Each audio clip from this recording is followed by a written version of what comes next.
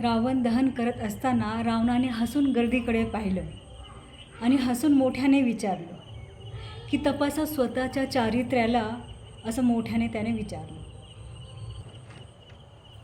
आणि हो, केला आहे मी गुन्हा सीतेचं अपहरण करून, पण कधी मर्यादा नाही ओलांडली, कधी मर्यादा नाही ओलांडली सीतेच्या अपहरण करून.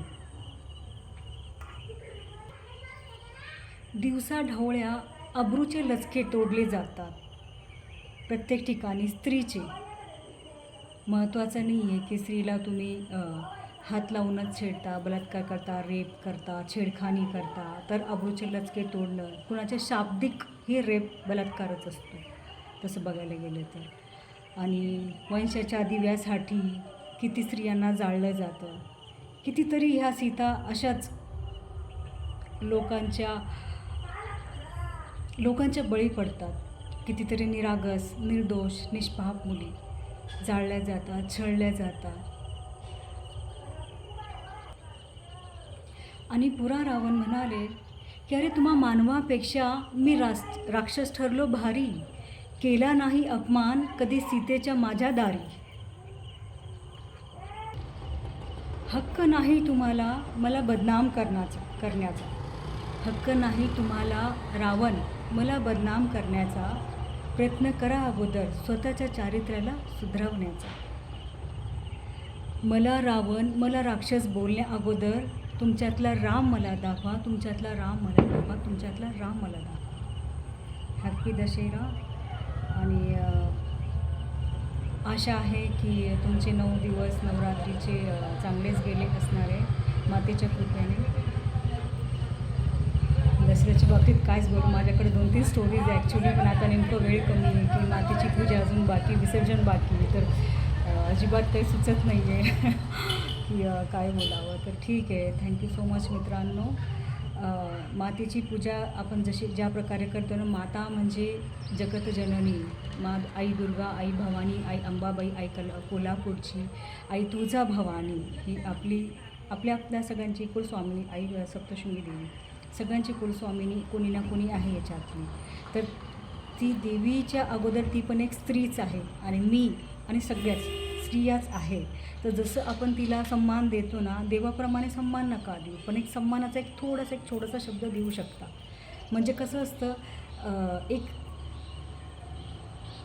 आता काय आहे की सोशल मीडियावरती असे वर्डिंग्स अलाउड नाही आहे. जर मी पुन्हा तोच शब्द वापरेल तर मला रिस्ट्रिक्शन्स येतील, म्हणून मी क्लिअरली नाही काही गोष्टी बोलू शकत.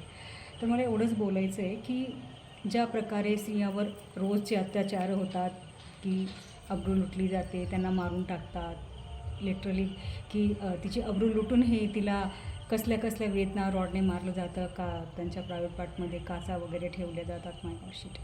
तर आणि एवढं करूनही म्हणजे त्यांची अब्रू लुटूनही त्यांचं मन नाही भरत, तर ते तिला नागडं रोडवर फेकतात. म्हणजे एवढा अपमान तुम्ही स्त्रियांचा करता. हे कलियुग आहे, मान्य आहे, पण ठीक आहे. तर तुमच्यात एवढीही माणुसकी नाही आहे का?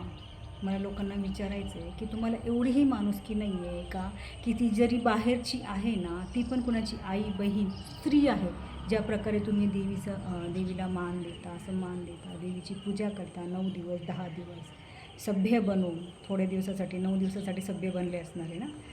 तर ज्या प्रकारे तुम्ही तिला मान देता, तुम्ही भले हिला मान नका देऊ, पण बस एवढंच म्हणणं आहे माझं की अपमान नका करू कोणा स्त्रीचा. कुणालाही अधिकार नाही, कोणतीही स्त्री असो, ती बाहेरची असो, घरातली असो, ती कोणत्याही फील्डमधली असो, कोणत्याही प्रोफेशनमधली असेल, तिचा अपमान करायचा अधिकार कुणालाही नाही आहे. हां, बाकी लोक बोलतात की यांची हे लहानपासून मोठे त्याच फॅमिलीमधून झालेले असणार, यांचा जन्मच अशा फॅमिलीमध्ये झाला असणार की हे लोक प्रत्येक स्त्रीला तसेच वागतात. अरे, आई वडील मुलांना वाईट संस्कार कधीच देत नाही, किती वाईट असो, जरी त्यांचं बॅकग्राऊंड किती वाईट असेल ना, आईवडील मुलांना चांगले संस्कार देतात, कधीही चांगले संस्कार देतात. हे पोरं जर जाऊन गटारीत लोळतात, मग आईवडिलांनी काय करायचं? त्यांच्या मागं दोऱ्या घेऊन फिरायचं का कुत्र्यासारखं? तुम्ही जाऊन गटारीत लोळता ना, मग काय आहे ना की कुणाचे हे आईवडील असो. मला सोशल मीडियावरती मी रील बघत असते की बरेच रील लोक टाकतात की यांची आईच अशी आहे आणि त्यांचे बापच असा असेल. तसं नाही आहे. हे लोक स्वतः जाऊन गटारीत लोळतात, त्यांना तेच आवडतं. त्यांना काय ना की यांना घाण खायची सवय असते. तर त्यांना घाणीकडेच जायची सवय असते, तर त्याला कोणी काही नाही करू शकत. हे स्वतः गेलेत शेण खायला, गू खायला. तर मित्रांनो, जास्त बोलेल मी की कारण मला खूपच बोलायची सवय सगळ्यांनाच माहिती आहे. सो नवरात्री तर झाली, नवरात्री ही हॅपीच झाली असली असणार आहे की मातेच्या कृपेने तुम्हाला सगळ्यांना चांगली बुद्धी देवो.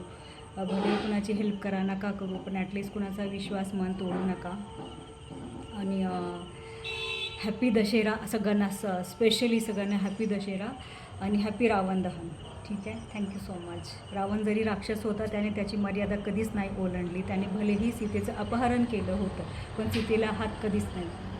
तर तुम्ही हे बघा की ओरिजिनल असली खरा असुर कोण आहे? तुम्ही. मला तर तेच वाटतं. Thank you so much. मी तुमची सगळ्यांची मैत्रीण सुनीता. Thank you so much.